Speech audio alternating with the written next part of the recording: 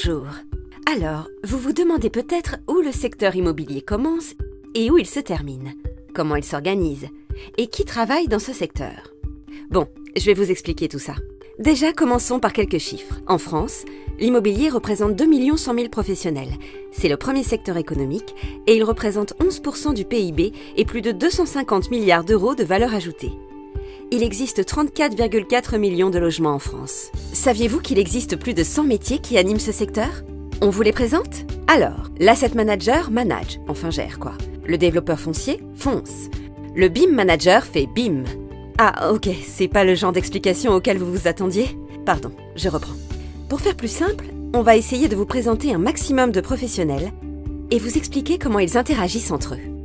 Commençons par le début. En amont d'un projet immobilier, on fait appel à la famille investissement finance. Et plus particulièrement à lui, l'asset manager. C'est lui qui gère, je vous l'ai dit. Il gère les actifs immobiliers et a la responsabilité d'orienter et d'arbitrer les investissements dans l'immobilier réalisés par un particulier ou un professionnel. Achat ou vente d'actifs immobiliers, construction d'immeubles et bien d'autres encore. Il peut aussi vous proposer un bon restaurant. Bon, ça c'est facultatif. Il est là en premier, au début, avant tout le monde. Non, pas à ce point-là quand même. Et il gère en général de gros portefeuilles d'actifs et de clients. Une fois l'investissement défini, place aux spécialistes. Je demande la famille de la promotion immobilière. Cette famille est la garante de la bonne réalisation d'un projet immobilier et du respect des coûts et des délais du projet. Autant dire qu'elle est essentielle.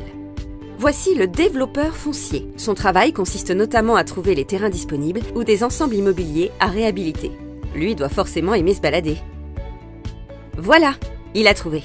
Une fois le terrain trouvé, c'est lui, le responsable de programme, qui va veiller au bon déroulement de celui-ci, de sa conception à sa réalisation.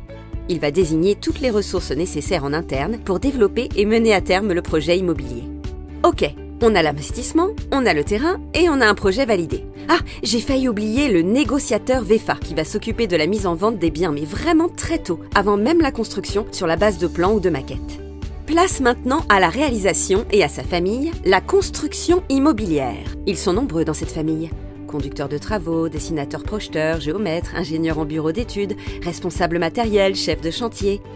Intéressons-nous plus particulièrement à certains d'entre eux. Vous vous souvenez de celui qui fait BIM ? Bon, en fait, BIM, ça veut dire Building Information Modeling. Ça fait plus classe en anglais, mais ça marche aussi en français. Bâtiment et infrastructure modélisée. Son rôle est primordial lors de la réalisation de l'ouvrage. Dès la phase d'étude, il va réaliser une maquette numérique de l'ouvrage qui va vivre pendant toute la réalisation du projet.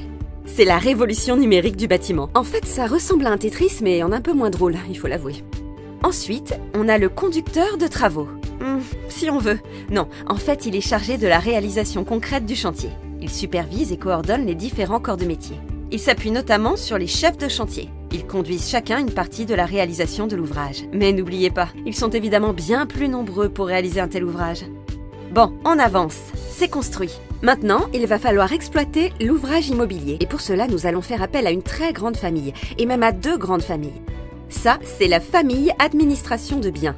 Elle s'occupe de la gestion des biens immobiliers d'habitation. On y retrouve, lui, le gestionnaire locatif, qui gère la relation avec les locataires. Il travaille en bonne entente avec le comptable en gérance locative. Et lui, bien sûr, il compte paiement des loyers, paiement des factures de travaux, etc. Il s'appuie aussi sur lui, le conseiller location, qui devra placer des occupants dans les biens vides.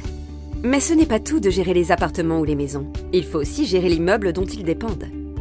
Ah, une assemblée générale de copro. Il y a de l'ambiance. Je vous présente le Master of Ceremony. En fait, son vrai titre, c'est gestionnaire de copropriété. Il ne met pas la musique ni ne chauffe la salle, mais anime et gère la vie de l'immeuble. Travaux, entretiens, relations avec les copropriétaires. Lui aussi s'appuie sur un comptable copropriété, qui gère notamment la vie financière de la copropriété.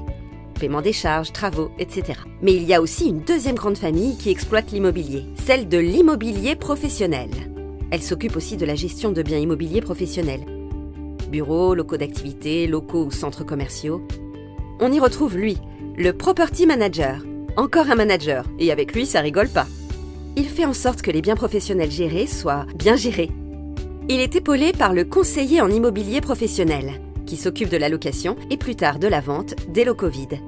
Il est aussi accompagné par le facility manager, qui s'occupe notamment de la maintenance des locaux professionnels. Tiens, revoilà l'asset manager, il est temps de penser à la revente. En fonction du type de bien à vendre, on s'adresse de nouveau à 2 familles.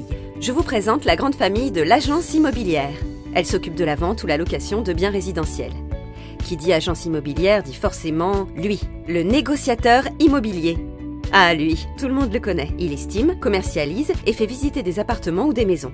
Il est aidé dans ses tâches au quotidien par l'assistant commercial, qui est un rouage indispensable dans une agence immobilière. Gestion des clients, des dossiers, des notaires. Dans cette famille, on retrouve aussi le conseiller location. Lui, il loue les appartements ou les maisons. S'agissant de la vente de locaux professionnels, on retrouve la famille de l'immobilier professionnel. En fait, lui ressemble beaucoup à lui, mais pour les locaux professionnels. Ce qui nous amène jusqu'à notre dernière famille de cette présentation, la famille notariat et juridique.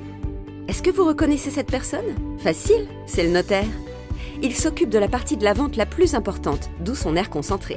Et ils rendent la vie beaucoup plus simple, et de toute façon, sans eux, rien ne se passe. Il s'occupe notamment de recevoir les actes de vente et fait en sorte que juridiquement, administrativement et fiscalement parlant, tout soit en ordre. Bref, lui et ses équipes sont incontournables.